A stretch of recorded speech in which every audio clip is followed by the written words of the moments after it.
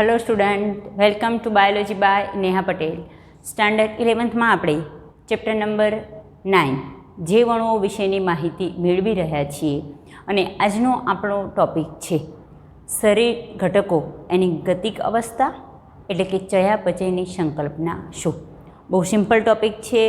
Textual જે પણ તમને પોઈન્ટ આપેલો છે એને જરા પોઈન્ટ વાઇઝ અહીંયા આપણે ભણવાની શરૂઆત કરીશું, બરાબર। એક નવો જ સંકલ્પના અહીંથી આપણે સ્ટાર્ટ કરીએ છીએ, કારણ કે આ ટોપિકમાં જે જૈવ અણુઓ 4 મુખ્ય પ્રકારના જે આપણે ભણવાના હતા, કાર્બોહાઈડ્રેટ કાર્બોદિત વિશેની માહિતી પણ આપણે મેળવી ગયા લાસ્ટ લેક્ચરમાં।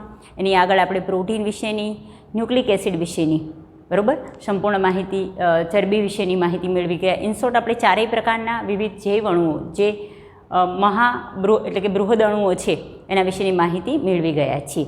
આજનો આપણો ટોપિક છે કે આ જે જૈવ અણુઓ છે એટલે જ એને તમને શરીર ઘટકો કહ્યા છે, એ શરીરમાં હંમેશા ચોક્કસ પ્રમાણમાં હાજર હોય છે। પહેલાં તો બરાબર, કોઈ પણ સજીવ લઈ લો, સૂક્ષ્મ બેક્ટેરિયા લઈ લો, એનાથી આગળ પ્રજીવ લઈ લો, વનસ્પતિ હોય કે પ્રાણી, પહેલાં તો એમાં જે જૈવ અણુઓ હાજર છે એ હજારોની સંખ્યામાં આવા જૈવ અણુઓ હાજર હોય છે। પરંતુ જે જૈવ અણુઓ છે એ ચોક્કસ સાંદ્રતામાં હોય, એનો મતલબ કે ચોક્કસ પ્રમાણમાં હોય। અને જૈવ અણુઓની સાંદ્રતા માપવા માટે આપણે મોલ્સનો એકમ લઈશું તો મોલ્સ પ્રતિ કોષમાં માપી શકીએ, એટલે કે એક કોષમાં જે તે જૈવ અણુઓ કેટલા મોલ્સ છે એ રીતે, અથવા મોલ્સ પ્રતિ લીટર, કોઈ જૈવિક ઘટક એને 1 લીટર પ્રમાણમાં લઈ લઈએ તો 1 લીટરમાં કેટલાક મોલ્સ જૈવ અણુઓ રહેલા છે એ રીતે એને માપી શકીએ છીએ। આ તમારા 2 પોઈન્ટ છે, સિમ્પલ, બરાબર। જો શરૂઆત કરીએ કે પ્રત્યેક સજીવ એટલે બેક્ટેરિયા, પ્રજીવ, વનસ્પતિ કે પ્રાણી, પ્રત્યેક કોઈ પણ સજીવ એ હજારો કાર્બનિક રસાયણો, અને આપણે ખબર છે અહીંયા આપણે જેની વાત કરીએ છીએ કયા કાર્બનિક રસાયણોનો વાત કરીએ છીએ કે જૈવ અણુઓનો બનેલો હોય। પહેલો પોઈન્ટ ખબર પડી જાય છે, સિમ્પલ। હવે એની સાંદ્રતા પર જઈએ, એટલે કે એના પ્રમાણ પર જઈએ। જો જૈવ અણુઓ આ જે સજીવોમાં રહેલા છે એ નિશ્ચિત સાંદ્રતામાં જોવા મળે છે। એની સાંદ્રતા નિશ્ચિત હોય કે આટલા જૈવ અણુઓનું, કોઈ ચોક્કસ જૈવ અણુ લઈ લો તો એ પ્રતિકોષ એનું પ્રમાણ આટલું હોય, બરાબર। તો એને માપવા માટેનો એકમ કયો, તો મોલ્સ લઈએ। મોલ્સ પ્રતિ કોષ એટલે કે એક કોષમાં કેટલા મોલ્સ જૈવ અણુ હોય, અથવા મોલ્સ પ્રતિ લીટર એટલે કે 1 લીટરમાં કેટલા મોલ્સ જૈવ અણુઓ હોય, એમ 2 પોઈન્ટ સિમ્પલ ખબર પડે છે કે પ્રત્યેક સજીવોમાં હજારોની સંખ્યામાં જૈવ અણુઓ હાજર હોય। આ જૈવ અણુઓ નિશ્ચિત સાંદ્રતામાં હોય। જૈવ અણુઓ વિશેની આ 2 માહિતી। બીજી વસ્તુ કહે છે કે આ જૈવ અણુઓ છે એની સાંદ્રતા તો ચોક્કસ હોય, પરંતુ આ જૈવ અણુઓ સતત બદલાતા રહે છે। બહુ જ મહત્ત્વની વસ્તુ, સતત એની અદલા બદલી થતી રહે। એટલે એક જૈવ અણુ કોઈ મોટો હોય તો એનું વિખંડન થઈ અને એમાંથી નાના નાના જૈવ અણુઓનું નિર્માણ થાય, અથવા 2 થી 3 કે એનાથી વધારે નાના નાના જૈવ અણુઓ જોડાય અને કોઈ અન્ય મોટા જૈવ અણુઓનું નિર્માણ થઈ શકે। એટલે આવું થાય કે અહીંયા આપણે સમજીએ કે નિર્માણની પ્રક્રિયા અને વિખંડનની પ્રક્રિયા સતત ચાલુ હોય। અહીંયા એમ કહે છે કે જૈવ અણુઓ સતત બદલાતા રહે, એનો મતલબ કે એક જૈવ અણુઓ હોય, કોઈ મોટો છે ધારો કે કોઈ નાના છે, તો એ જૈવ અણુઓ જોડાય અને કોઈ નવા જૈવ અણુનું નિર્માણ થતું હોય, બરાબર છે। અથવા વિખંડનમાં શું હોય કે કોઈ મોટો જૈવ અણુ હોય,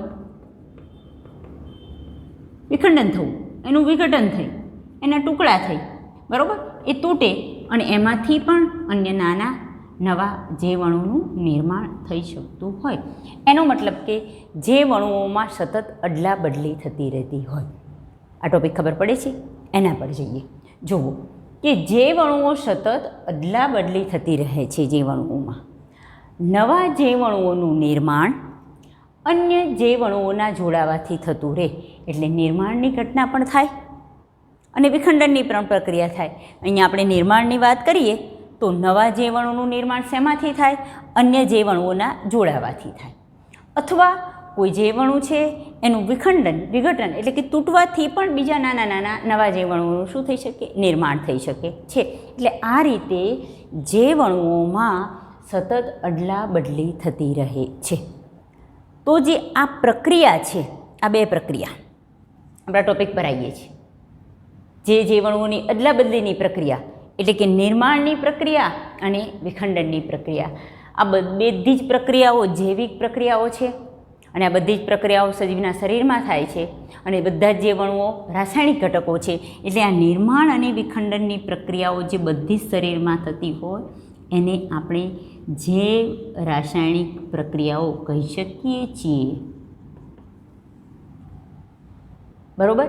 તો આ બધી જ જે જૈવ રાસાયણિક પ્રક્રિયાઓ એને માટે સંયુક્ત રીતે કોઈ એક શબ્દ વાપરવો હોય તો એ શબ્દ છે ચયાપચય મેટાબોલિઝમ. ચયાપચય મેટાબોલિક પ્રોસેસ, ચયાપચય પ્રક્રિયાઓ અથવા ચયાપચય શબ્દ વાપરી શકાય. આવી ગયા આપણા ટોપિક પર. ચયાપચયની સંકલ્પના શું છે એના પર તમને લઈ ગયા. બરાબર છે. તો જુઓ, તો આપણે ચયાપચયની વ્યાખ્યા જોઈએ કે સજીવોમાં આ જે નિર્માણ અને વિખંડનની બરાબર જે રાસાયણિક પ્રક્રિયાઓ સતત થતી રહે છે, આ બધી જ જૈવ રાસાયણિક પ્રક્રિયાઓ એને સંયુક્ત રીતે કોઈ એક શબ્દ વાપરવો હોય તો ચયાપચય કહે છે. આપણે ચયાપચયની સંકલ્પના પર પહોંચ્યા. આવી ગયો છે આઈડિયા. ફરી આટલો ટૉપિક રિપીટ કરું છું અને પછી એના ઉદાહરણ તમને સમજાવું છું. જો સૌપ્રથમ ટૉપિક તમને શું કયો છે કે બધા જ સજીવો, બેક્ટેરિયા, પ્રજીવ, વનસ્પતિ હોય કે પ્રાણી હોય, એમાં હજારોની સંખ્યામાં જીવાણુઓ રહેલા છે. આ ટૉપિક સાથે સાથે મારી જોડે જ તૈયાર થતો રહેવો જોઈએ. બીજો પોઈન્ટ કે આ જીવાણુઓ નિશ્ચિત સાંદ્રતામાં હોય, એનું પ્રમાણ જળવાઈ રહેતું હોય, પણ એનો મતલબ એવું નથી કે એ પોતાનું સ્વરૂપ ન બદલે, સ્ટેડી હોય. બરાબર. સાંદ્રતા પ્રતિ મોલ્સ પ્રતિ કોષ કે મોલ્સ પ્રતિ લીટર સ્વરૂપે તમે માપી શકો. આ જીવાણુઓમાં સતત અદલાબદલી થતી રહે, એટલે કે નવા જીવાણુઓનું નિર્માણ અન્ય જીવાણુઓના જોડાવાથી થતું રહે. બરાબર. અને મેં કીધું કે નિર્માણની જેમ વિખંડન પણ થતું હોય છે.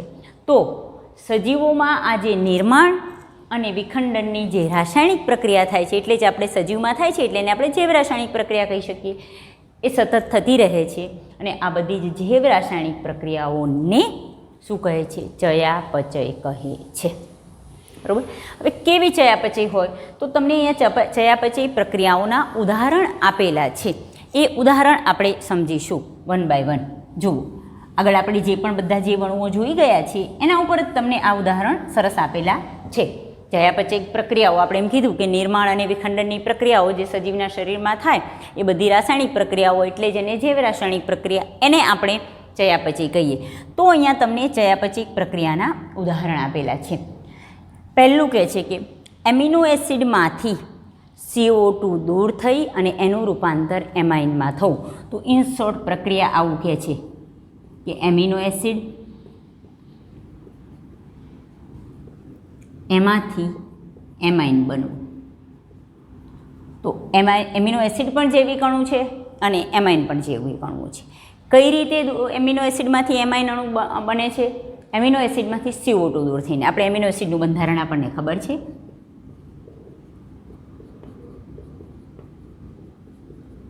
અને એક R સમૂહ. બરાબર. આ એમિનો એસિડ છે એમાંથી CO2 કાર્બોક્સિલ જૂથ દૂર થાય અને જે રહે, બરાબર, તો આમાંથી ધારો કે CO2 દૂર થાય તો આ કાર્બોક્સિલ સમૂહથી દૂર થઈ જાય તો બાકીનો ઘટક રહે, એને કેવું કહેવાય છે? એમાઇન કહે છે. પહેલી પ્રક્રિયા ખબર પડી? ઓકે. બીજી, ન્યુક્લિયોટાઇડના બંધારણીય ઘટકમાંથી એમિનો એસિડનું દૂર થવું. ન્યુક્લિયોટાઇડ આગળ આપણે જોઈ ગયા છીએ. ન્યુક્લિયોટાઇડની રચનામાં શું આવે? એક પેન્ટોઝ પ્રકારની શર્કરા, એની સાથે નાઇટ્રોજન બેઝ અને અહીંયા જે પાંચમો કાર્બન છે એના પર ફોસ્ફેટ સમૂહ. આપણે ન્યુક્લિયોટાઇડ છે. એના ઘણા બધા બંધારણીય ઘટકો છે, એમાંથી એમિનો સમૂહનું દૂર થવું હોય. એમિનો સમૂહ ક્યાં હોય છે? તો ખાસ ધ્યાન રાખો, જે આ નાઇટ્રોજન બેઝ છે એની રચનામાં આપણે પ્યુરિન, પેરિમિડિન એ બધા જ આપણને ખબર છે શું ધરાવતા છે? નાઇટ્રોજન અણુ ધરાવતા ઘટકો છે. અને એમાંથી નાઇટ્રોજન જે એમાં એમિનો સમૂહ હાજર હોય છે એ દૂર થવું, તો એક મોટા ઘટકમાંથી કોઈ એક ઘટક દૂર થઈ અને નવા ઘટકનું નિર્માણ થવું. એક ઘટક ધારો કે નાઇટ્રોજન બેઝ દૂર થઈ જાય તો પણ જે બને આપણે ખબર છે, ધારો કે ફોસ્ફેટ દૂર થઈ જાય તો પણ જે બને તો ન્યુક્લિયોસાઇડ. તો આ રીતે કોઈ મોટો અણુ હોય એમાંથી કોઈ ઘટક દૂર થઈ અને અન્ય ઘટકનું નિર્માણ થવું, તો એને પણ શું કહેવાય છે? એક પ્રકારની ચયાપચયિક પ્રક્રિયા જ કહેવાય. ટૂંકમાં એક ઘટકમાંથી બીજા ઘટકમાં રૂપાંતર થવું. ચલો ડાયસેકેરાઇડ આપણને ખબર છે, કોઈ એક મોનોસેકેરાઇડ લઈ લો, ગ્લુકોઝ સાથે આપણને કોઈ ગ્લુકોઝ જોડાયેલો હોય,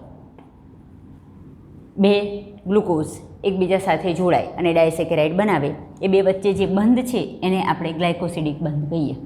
બરાબર. હવે જો આ ગ્લાયકોસિડિક બંધ દૂર થઈ જાય તો શું થઈ જાય? બે મોનોસેકેરાઇડ બની જાય. તો આ રીતે ડાયસેકેરાઇડ બે મોનોસેકેરાઇડનું જોડાણ છે કોના દ્વારા? ગ્લાયકોસિડિક બંધથી. હાઇડ્રોલિસિસની પ્રક્રિયા દ્વારા એ ગ્લાયકોસિડિક બંધ શું થાય?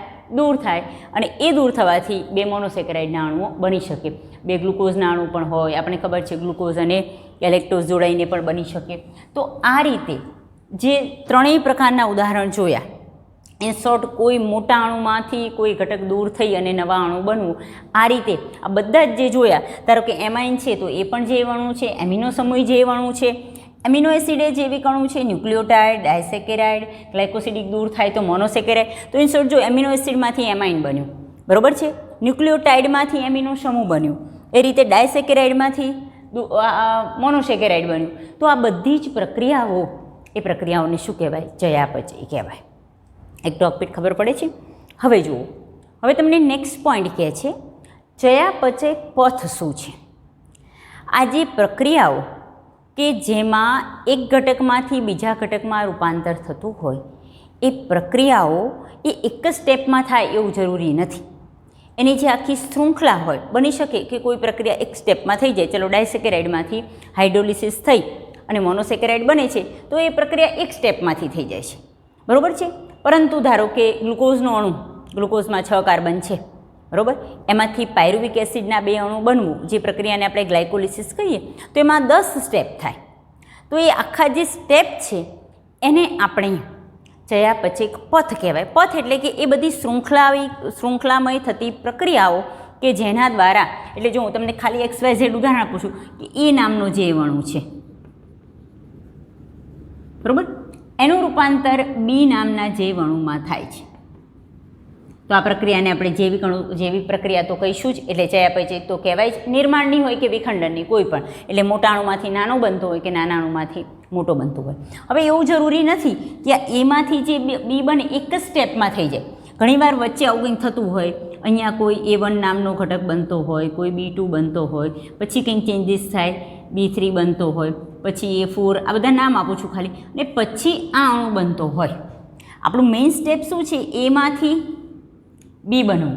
એટલે આ પ્રક્રિયાને ચયાપચય તો કહેવાય, પણ એ પ્રક્રિયા થવા માટે એ ઘણી બધી શૃંખલામય સ્ટેપ બાય આવું થાય. એમાં કંઈ ચેન્જ થઈને A1 થતું હોય, પછી A1માં ચેન્જ થઈને B2 થતું હોય, પછી B3 થતું હોય, પછી A4 થતું હોય, પછી બી બનતું હોય. તો આ આખા જે બધી શૃંખલામય પ્રક્રિયાના સ્ટેપ છે એને ચયાપચય પથ, આખી પ્રક્રિયાને ચયાપચય કહેવાય. પણ એ પથ, એ રસ્તો, બરાબર, એમાં આવતી જે શૃંખલા, કારણ કે રસ્તો કેમ કે છે કે આમાં એવું ન થાય ક્યારેક કે એમાંથી ડાયરેક્ટ B2 બની જાય, બરાબર, અથવા એમાંથી પહેલાં B3 બને B2. આખો રસ્તો છે. રસ્તો હંમેશા આપણે એક સિરીઝમાં જ ચાલે કે એવી બધી શૃંખલામય પ્રક્રિયાઓ કે જેના દ્વારા ચયાપચયની પ્રક્રિયા થતી હોય, એ આખી શૃંખલામય પ્રક્રિયાને શું કહેવાય? ચયાપચય પથ કહેવાય. સમજાય છે? ચલો હવે તમને મેં અહીંયા આવું કોઈ ઉદાહરણ લઈને આપેલું, અહીંયા આ જ વસ્તુ આપણે ધારો કે ઉદાહરણમાં લઈએ તો આગળ તમારે આવશે જ આ પ્રક્રિયા, આપણે ભણીશું જ. ધારો કે એ નામનો અણુ જૈવ અણુ લીધો છે, એ ધારો કે ગ્લુકોઝ છે,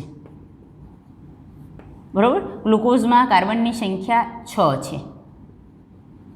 એનું વિઘટન થઈ 3 કાર્બન ધરાવતી 2 ઘટના, એટલે અહીં જે અણુ બને છે એ ધારો કે એ પાયરુવિક એસિડ છે, બરાબર. ચલો આના માટે તમને અહીંયા ડાયરેક્ટ સમજાવું. ધારો કે ગ્લુકોઝ છે, ગ્લુકોઝમાંથી પાયરુવિક એસિડ બને છે. ગ્લુકોઝમાં કાર્બનની સંખ્યા 6 છે, તો પાયરુવિક એસિડમાં કાર્બનની સંખ્યા 3 છે, તો પાયરુવિક એસિડના એવા 2 અણુ બને, બરાબર છે, 6 કાર્બન. એટલે ઇન શોર્ટ શું થાય કે ગ્લુકોઝમાં જે 6 કાર્બન હોય એમાંથી બે કાર્બન સોરી ત્રણ કાર્બન, આ એક પાયરુવિક એસિડ બને, એક પાયરુવિક એસિડ એટલે બે પાયરુવિક એસિડનાણુ બને. પરંતુ આ પ્રક્રિયા આવી એક સ્ટેપમાં થતી નથી. ગ્લુકોઝમાં ચેન્જ થાય, ફરી ચેન્જ થાય, આવા કંઈક ઘણા બધા સ્ટેપમાં ચેન્જ થઈ અને આ પ્રક્રિયા બને. તો અહીંયા આવા 10 સ્ટેપ આવે. તો આ બધી જ જે ક્રમિક પ્રક્રિયાઓ કે જેના દ્વારા ગ્લુકોઝમાંથી પાયરુવિક એસિડ બન્યો એને આપણે ચયાપચય પથ કહીશું. કોનો? તો ગ્લુકોઝમાંથી પાયરુવિક એસિડના રૂપાંતરનો ચયાપચય પથ. જરૂરી નથી કોઈ 3 સ્ટેપમાં થતું હોય, કોઈ 2 સ્ટેપમાં થતું હોય, કોઈ 1 સ્ટેપમાં પણ થતું હોય. તો આ પ્રક્રિયા કે જે શૃંખલામય પ્રક્રિયા દ્વારા ચયાપચયની ક્રિયા થાય એને આપણે શું કહીશું? ચયાપચય પથ કહીશું. ચલો જુઓ, અહીંયા આપણે એની વ્યાખ્યા હવે સમજીએ કે આ ચયાપચય પ્રક્રિયાઓ એ એકલી થતી નથી, એટલે 1 સ્ટેપમાં જ થાય એવું જરૂરી નથી, પરંતુ ઘણી બધી બીજી પ્રક્રિયાઓ સાથે જોડાયેલી હોય છે. આ ચયાપચયકોનું એકબીજામાં જે પરિવર્તન થાય, જે જોડાયેલ પ્રક્રિયાઓની શૃંખલા દ્વારા થાય, મેં જે તમને સમજાવ્યું એ શૃંખલાઓને શું કહેવાય છે? ચયાપચય પથ કહે છે. શૃંખલા, સિરીઝ, કે જેના દ્વારા એક ઘટકમાંથી બીજા ઘટકમાં રૂપાંતર થાય એને શું કહેવાય? ચયાપચય પથ કહે છે. ચયાપચયના ટૉપિક પર આટલી આઈડિયા આવે છે. સિમ્પલ ટૉપિક છે, સ્ટેપ બાય આ રીતે સમજજો, બરાબર છે. નેક્સ્ટ પોઈન્ટ પર જાઓ. હવે છે ગતિક અવસ્થા. જુઓ, આપણે એમ કીધું કે આવી રીતે કોઈ એક ઘટકમાંથી બીજો ઘટક બને, પરંતુ એ પ્રક્રિયા નિશ્ચિત દિશામાં થતી હોય અને નિશ્ચિત વેગે થતી હોય. એ જે દિશા અને વેગ કે જેના દ્વારા કોઈ એક ઘટકનું બીજા ચયાપચય ઘટકમાં રૂપાંતર થાય છે એને એ પ્રક્રિયાની ગતિક અવસ્થા કહે છે. જુઓ કે ચયાપચયો એટલે કે આ જે ઘટકો છે એ વાહન વ્યવહારના ટ્રાફિકની જેમ, વાહન વ્યવહાર તમને ખબર હોય તો એનો ટ્રાફિક જુઓ કે એક દિશા આમ જતું હોય, પછી એનું ડાયરેક્શન આમ હોય, પછી બીજાનું ડાયરેક્શન આમ હોય, તો ચોક્કસ નિશ્ચિત દિશામાં જતી હોય અને એનો ચોક્કસ વેગ હોય. તો એ નિશ્ચિત દિશામાં અને નિશ્ચિત વેગે ગતિ કરે તેને આ ચયાપચયનું જે વહન થાય એ વહનને શું કહેવાય છે? ગતિક અવસ્થા કહે છે. સિમ્પલ સમજાય છે.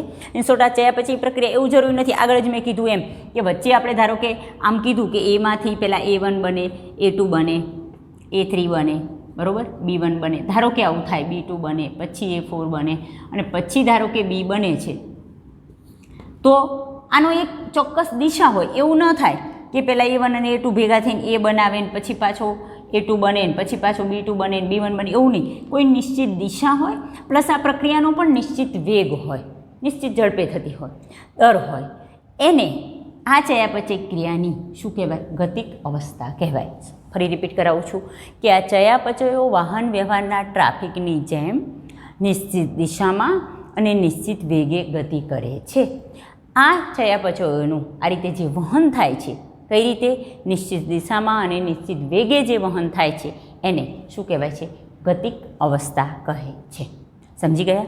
ચલો હવે જુઓ કે નેક્સ્ટ પોઈન્ટ તમને કહે છે કે આ બધી જ જે પ્રક્રિયાઓ થતી હોય એ પહેલાં તો તમને એવું કહે છે કે સમગતિક અવસ્થાએ જો થતી રહે બધી જ પ્રક્રિયાઓ, આગળ કીધી કે આમાંથી આ થાય ને પછી ગ્લુકોઝમાંથી પાયરુવિક એસિડ બને, બરાબર, કોઈ પણ પ્રક્રિયા, એમિનો એસિડમાંથી એમાઇન બને, ડાયસેકેરાઇડમાંથી મોનોસેકેરાઇડ બને અથવા મોનોસેકેરાઇડ જોડાઈને ડાયસેકેરાઇડ બને, આ બધી જ પ્રક્રિયાઓ પોતાની ચોક્કસ ગતિએ થતી રહે, ચોક્કસ અવસ્થાએ થતી રહે, સમગતિક થતી રહે, એ પોતાની દિશામાં અને ચોક્કસ વેગે થતી રહે.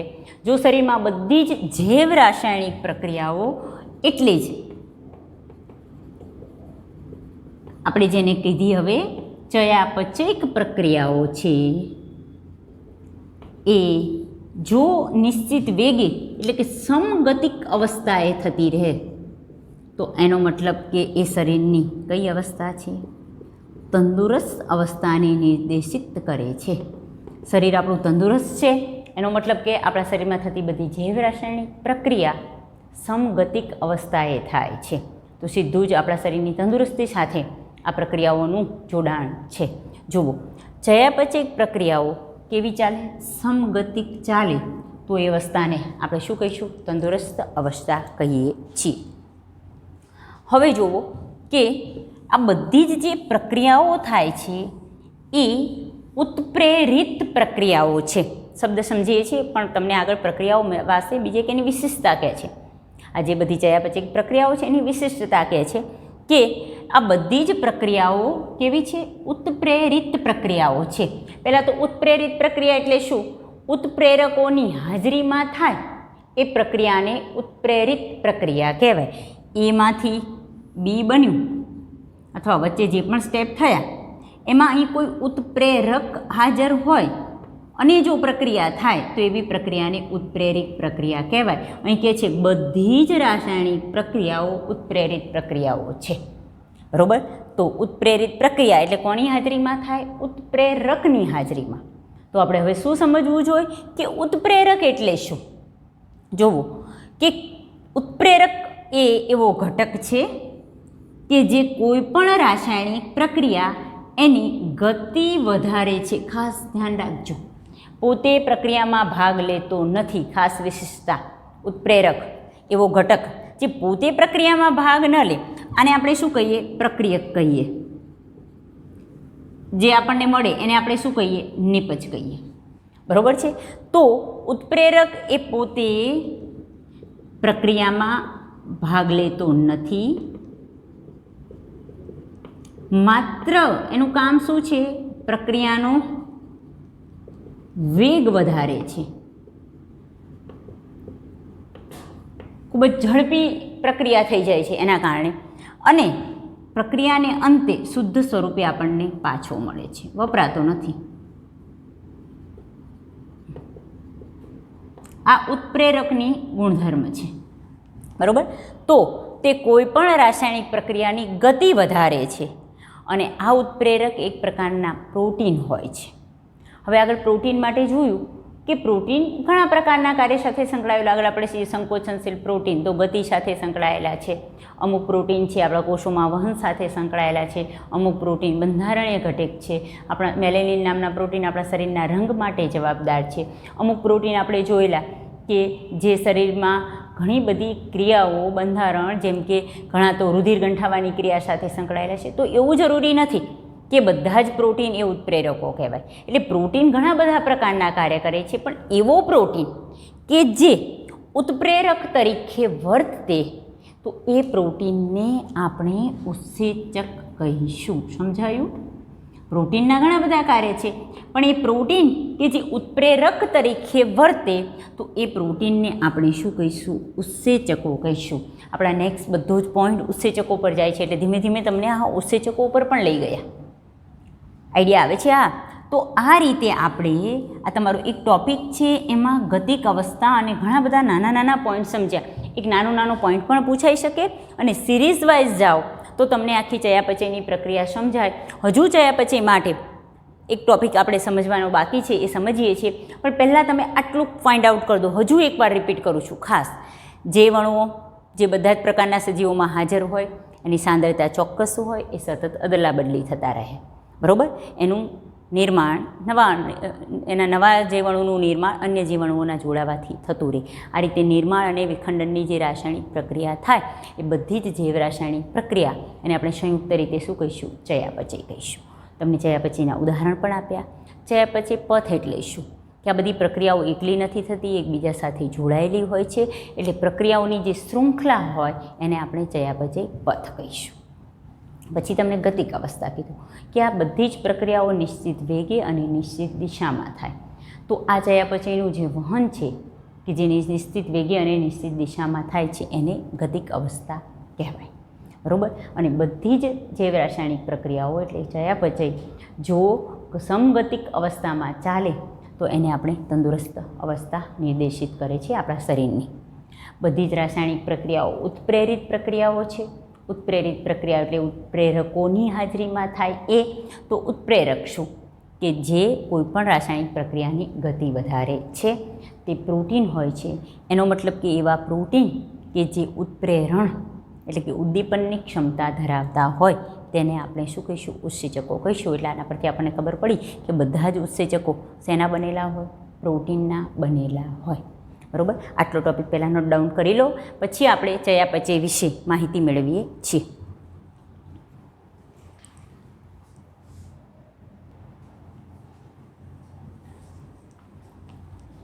ચલો તો અત્યાર સુધીમાં આપણે ચયાપચય વિશેની માહિતી મેળવી ગયા. હવે ઇન શોર્ટ તમને એમ કહે છે કે જે ચયાપચય પ્રક્રિયા છે એ કઈ રીતે જીવનનો આધાર છે, જીવનનો ચયાપચય આધાર શું છે, એટલે જીવન જીવવા માટે બધી જ ચયાપચય પ્રક્રિયા અનુક્રમે સંયુક્ત રીતે ઇન શોર્ટ બધી જ પ્રક્રિયાઓ સમગતિક રીતે થવી જરૂરી છે. અને ચયાપચય પ્રક્રિયામાં 2 પ્રકારની પ્રક્રિયાઓ થાય. ઇન શોર્ટ આપણે આગળ જ જોયું કે નિર્માણ અને વિખંડનની બધી જ પ્રક્રિયાને સંયુક્ત રીતે આપણે કઈ ક્રિયાઓ કહીએ, ચયાપચયની ક્રિયા કહીએ. તો અહીંયા ખાસ તો આના પરથી આપણે સમજીએ કે જે નિર્માણની પ્રક્રિયા છે એના માટે શબ્દ સ્પેશિયલી ચય પ્રક્રિયા વપરાય છે, અને જે વિખંડનની પ્રક્રિયા છે એના માટે સ્પેશિયલી શબ્દ અપચય વપરાય છે. તો ચય પ્લસ અપચય જોઈન્ટ થાય એટલે જે પ્રક્રિયા થઈ એને આપણે શું કહીએ, ચયાપચય કહીએ. બરાબર સમજાય છે? તો અહીં ચયાપચય એ મુખ્ય 2 પ્રક્રિયાઓનો સરવાળો છે, ચય અને અપચય. તો બંને પ્રક્રિયા સમજીએ છીએ આપણે, ચય પ્રક્રિયાઓ શું અને અપચય શું. તમારો ટેક્સ્ચ્યુઅલ ટોપિક જ સમજાવું છું, પણ અહીંયા આ રીતે સમજાવીશ તો તમને વધારે આઈડિયા રહેશે. બરાબર છે? જુઓ કે ચયાપચય છે એ આના પરથી આગળ આપણે કીધું કે બધી જ નિર્માણ અને વિખંડનની જે પ્રક્રિયાઓ થાય એને ચયાપચય કહેવાય. જે નિર્માણ થતી હોય એ પ્રક્રિયાઓને ચય ક્રિયા કહેવાય, વિખંડન થતું હોય તો એ પ્રક્રિયાને શું કહેવાય, અપચય. ચલો પહેલાં ચય પ્રક્રિયા માટે સમજીએ. તો જે નિર્માણની પ્રક્રિયાઓ છે એને શું કહેવાય, ચય ક્રિયા કહેવાય છે. તો તમે આ પ્રક્રિયા નિર્માણ થવું એટલે સંશ્લેષણ થવું, તો આ બધી જ પ્રક્રિયાઓ સંશ્લેષણાત્મક છે એમ કહી શકાય. સંશ્લેષણ થવું એટલે નિર્માણ થવું. બરાબર? સામાન્ય રીતે આ પ્રક્રિયા જ્યારે પણ થાય ત્યારે શું થાય કે સરળ અણુઓ જોડાવાથી જટિલ અણુનું નિર્માણ થાય. જો ઉદાહરણ આપીએ, આપણને તમને ઉદાહરણ આપેલા જ છે આ બધી પ્રક્રિયાઓના, જેમ કે એમિનો એસિડ માંથી પ્રોટીનનું નિર્માણ થવું. એમિનો એસિડ આગળ જ હવે આપણને તમને ખબર હોવી જોઈએ કે એક એમિનો એસિડ, બીજો એમિનો એસિડ, ત્રીજો એમિનો એસિડ, 2 એમિનો એસિડ જોડાય, ડાયપેપ્ટાઇડ બને. આ રીતે 2 થી વધારે એમિનો એસિડ જોડાય અને પોલીપેપ્ટાઇડ બને, અને જે બને એને આપણે પ્રોટીન કહીએ. તો એમિનો એસિડ નાનો અણુ છે, સરળ અણુ છે. આવા સરળ અણુઓ એકબીજા સાથે જોડાય અને જટિલ અણુ એટલે કે શું બને, પ્રોટીન બને. સમજાય? તો આ પ્રક્રિયાને ચય પ્રક્રિયા કહેવાય, કારણ કે પ્રોટીનનું સંશ્લેષણ થાય છે, નિર્માણ થાય છે, નવો અણુ મોટો અણુ બને છે એટલે. ઓકે, બીજું પણ તમને ઉદાહરણ આપ્યું છે કે એસિટિક એસિડ માંથી ગ્લિસરોલનું નિર્માણ થવું એટલે કોલેસ્ટેરોલનું નિર્માણ થવું. સોરી, એક પ્રકારનો ચરબીનો પ્રકાર. આ મોટો અણુ છે, આ પણ મોટો અણુ છે, જટિલ અણુ છે. તો ઇન શોર્ટ સરળ અણુમાંથી સરળ ઘણા બધા અણુઓ જોડાય અને જટિલ અણુ બને તો એ પ્રક્રિયાને નિર્માણની પ્રક્રિયા કહેવાય. સંશ્લેષણાત્મક પ્રક્રિયા શરીરમાં થતી હોય આવી, એ બધાને આપણે ચય પ્રક્રિયા કહીએ. બીજી વસ્તુ, જ્યારે કોઈ પણ વસ્તુનું નિર્માણ થતું હોય એટલે કે ચય પ્રક્રિયાઓ થતી હોય ત્યારે હંમેશા શક્તિની આવશ્યકતા રહે, એટલે કે શક્તિ વપરાય આ પ્રક્રિયામાં. ખાસ ધ્યાન રાખજો, અહીંયા તમને ટેક્સ્ચ્યુઅલ ટોપિક જ સમજાવું છું, પણ આ સમજવાથી તમારે નીટના પણ ઘણા બધા MCQ સોલ્વ થઈ જશે. સાથે સાથે ચય અને અપચયનો તફાવત પણ તમને સાથે ખબર પડતો રહેશે. બરાબર? ખરેખર ચયાપચય અથવા જૈવ રાસાયણિક પ્રક્રિયાઓ એટલે શરીરમાં થતી આ બધી જ પ્રક્રિયાઓને સંયુક્ત રીતે, બધી જ ચય અને બધી જ અપચય સંયુક્ત રીતે થાય તો જ એ જીવનનો આધાર, ચયાપચયિક આધાર બને. બરાબર? એટલે કે સજીવના જીવનમાં તંદુરસ્ત રહેવા માટે અથવા એને જીવન જીવવા માટે આ બધી જ પ્રક્રિયાઓ થવી જરૂરી છે. વિખંડન પ્રક્રિયાઓ પણ જરૂરી છે. કેમ એ આપણે જોઈએ. અહીંયા આ પ્રકારની જે પ્રક્રિયા છે હંમેશા આમ પણ તમને ખબર છે કે સરળમાંથી જટિલ બને છે, તો એમાં શેની આવશ્યકતા રહે? શક્તિની આવશ્યકતા રહે. તો આપણને થાય કે આ શક્તિ આવે ક્યાં? આ પ્રક્રિયા શરીરમાં થાય, કોષમાં થતી હોય તો આ પ્રક્રિયા આવે ક્યાં? તો ફરી ચલો આગળનો આપણને આધાર ખબર જ છે કે કોષમાં આપણે કણાભસૂત્રમાં એટીપીનું નિર્માણ થાય છે, અને એટીપી છે એ શક્તિનું ચલણ છે. એટીપી એડિનોસાઇન ટ્રાયફોસ્ફેટ, એટલે કે જેમાં 3 ફોસ્ફેટ અણુ એ બંધ દ્વારા જોડાયેલા છે, અને એ બંધમાં શક્તિ છે. એટલે જ્યારે પણ જરૂર પડે આપણા શરીરમાં જે આપણે પોષક તત્વો લઈએ, બરાબર, એટલે શરીરમાં જે પણ પોષક તત્વો છે એ બધા જ પોષક તત્વો આપણે ખોરાક દ્વારા જે પણ શક્તિ મેળવીએ, ખોરાક લઈએ, ખોરાકનું પાચન થાય, શરીરમાં પોષક તત્વો આવે. આ પોષક તત્વોમાં જે શક્તિ છે એ શક્તિ એટીપી સ્વરૂપે કોષમાં સંગ્રહાય. જ્યારે જરૂર પડે ત્યારે એટીપીનું વિઘટન થાય એટલે એના જે બંધ છે એમાં જે શક્તિ સંગ્રહાયેલી હોય એ તૂટે અને એ શક્તિ આ બધી પ્રક્રિયાઓમાં શું થાય? વપરાય છે. બરાબર. તો આ બધી જ પ્રક્રિયાને કઈ પ્રક્રિયા કહેવાય? 6 પ્રકારની પ્રક્રિયા કહે છે. હવે જુઓ, અપચય પ્રક્રિયા એટલે શું? તો સામે જે વિખંડનની પ્રક્રિયા થાય, વિઘટન, એ પ્રક્રિયાને શું કહેવાય? અપચય પ્રક્રિયાઓ કહેવાય. ઇન શોર્ટ, વિઘટનાત્મક પ્રક્રિયા છે.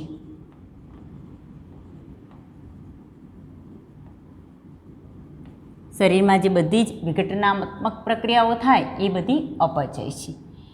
વિઘટન થાય એટલે કોણ? જટિલ કે મોટો અણુ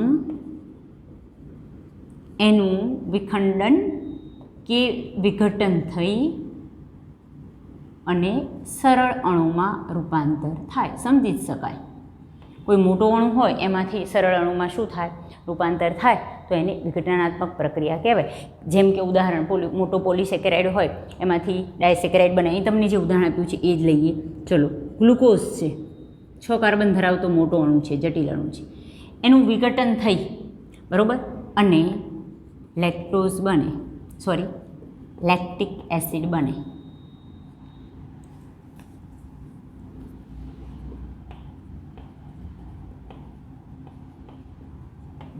લેક્ટિક એસિડ નાનો અણુ છે, તો ગ્લુકોઝમાંથી એનું વિઘટન થઈ અને લેક્ટિક એસિડ બને તો એને વિઘટનાત્મક પ્રક્રિયા કહેવાય. ગ્લુકોઝમાંથી 3 કાર્બનવાળો પાયરુવિક એસિડ બને તો એને પણ વિઘટનાત્મક પ્રક્રિયા કહેવાય.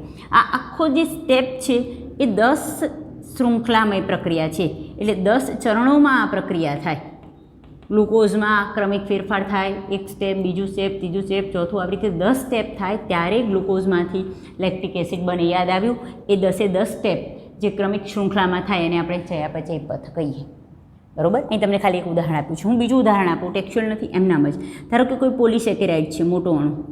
આપણે આગળ પોલિસેકેરાઇડના ઉદાહરણમાં ધારો કે સેલ્યુલોઝ જોઈ ગયા કે જેમાં ઘણા બધા ગ્લુકોઝ જોડાયેલા હોય. બરાબર. પોલિસેકેરાઇડ એમાંથી ધારો કે મોનોસેકેરાઇડ બનવું, એટલે કે ગ્લુકોઝના અણુનું નિર્માણ થવું, છૂટો પડવો ગ્લુકોઝનો અણુ, તો એ પ્રક્રિયાને પણ શું કહેવાય? વિઘટનાત્મક. હવે વિઘટનાત્મક પ્રક્રિયા નુકસાનકારક નથી. જો શરીરમાં ગ્લુકોઝની જરૂર હોય તો શરીર શું કરે? શરીરમાં કોઈ પોલિસેકેરાઇડ હાજર હોય એનું વિઘટન કરીને એમાંથી મોનોસેકેરાઇડ મેળવી લે. બરાબર. આપણે આ વનસ્પતિમાં સેલ્યુલોઝ હાજર હોય છે તો વનસ્પતિ શરીરમાં આવું થાય. પ્રાણી શરીરમાં આપણને ખબર છે ગ્લાયકોજન સ્વરૂપે પોલિસેકેરાઇડ હોય તો ગ્લાયકોજનમાંનું વિઘટન થઈ અને શું બને? ગ્લુકોઝ બને. તો ઇન શોર્ટ, આ પ્રક્રિયાને અપચય પ્રક્રિયા કહેવાય. બીજી વસ્તુ, આ પ્રક્રિયા દરમિયાન શક્તિ છૂટી પડે. આમાં શક્તિની જરૂર પડતી નથી. શક્તિ શું થાય? છૂટી પડે છે. એડિનોસાઇન ટ્રાઇફોસ્ફેટમાંથી આપણે પેલામાં શક્તિ મેળવીએ છીએ, અહીંયા શક્તિ મુક્ત થાય અને એ શક્તિ એટીપીમાં જઈને પાછી શું થાય? સંગ્રહાય. બરાબર. તો ઇન શોર્ટ, બધી ચય અને અપચય પ્રક્રિયાઓ સંયુક્ત રીતે ચયાપચય કહેવાય. અને આ બધી જ પ્રક્રિયાઓ શરીર માટે જરૂરી છે. એટલે જ આપણે કીધું કે જીવનનો આધાર છે ચયાપચય પ્રક્રિયાઓ. અને આ બધી જ પ્રક્રિયાઓ તંદુરસ્ત રીતે થતી રહે તો આપણે એ પ્રક્રિયાઓને શું કહીશું? ચયાપચય ક્રિયાઓ કહીશું. તો આ રીતે લખવામાં જરા ટેક્સ્ટબુકમાંથી સ્ટેપ વાઇઝ લખી લેશો. એમાં તમને આગળ કીધેલું છે કે જીવનનો આધાર ચયાપચય પ્રક્રિયાઓ કે જેમાં નિર્માણ અને વિખંડન થાય છે. પછી એમાં કદાચ આડું ઓળું હોય તો આપણે પહેલાં ચય માટેના બધા સ્ટેપ લખી લેવાના અને પછી અપચય માટેના. બરાબર. કદાચ આમાં મેં થોડાક એક્સ્ટ્રા પોઈન્ટ સમજાવ્યું હોય તો એ પણ ઇન શોર્ટ આ ટૉપિક તમારો અહીંયા જીવનનો આધાર જે ચયાપચય પ્રક્રિયાઓ છે એ પૂર્ણ થાય છે. ઇન શોર્ટ આપણે અહીંયા ટેક્સ્ચ્યુઅલ ટૉપિક હવે ક્રમિક જઈશું. અત્યાર સુધી કદાચ ક્યાંય આડાવડા ગયા હોય અને તમને કન્ફ્યુઝન લાગતું હોય તો આ તમારો ટૉપિક આગળનો જે હતો એ 9.9 નંબરનો ટૉપિક હતો અને જે આ ટૉપિક હતો એ ટેક્સ્ચ્યુઅલ 9.10 નંબરનો ટૉપિક. બરાબર. હવે આપણે બધા ક્રમિક આગળ પણ ઘણા યુટ્યુબમાં પણ છોકરાઓ પૂછે છે કે આડું ઓળું કેમ છે. હું વારે વિડીયોમાં બોલું છું, એ ધ્યાનથી સમજજો કે ટૉપિકને કોમન સાથે સમજવા માટે થઈ અને મેં પોઈન્ટ જરા આડાવડા કરેલા છે, પણ તમારે ત્યાં સુધીમાં બધું જ કવર થઈ જશે. હવે આપણે બધા જ પોઈન્ટ ક્રમિક લઈશું. પહેલાં આપણે 9.9 જોયો અને 9.10 એટલે આજના લેક્ચરમાં આપણે તમારા ટેક્સ્ચ્યુઅલ 2 ટોપિક કવર કરેલા છે. તો આની સાથે આપણે આજનો લેક્ચર પૂરો કરીએ છીએ. જય હિન્દ.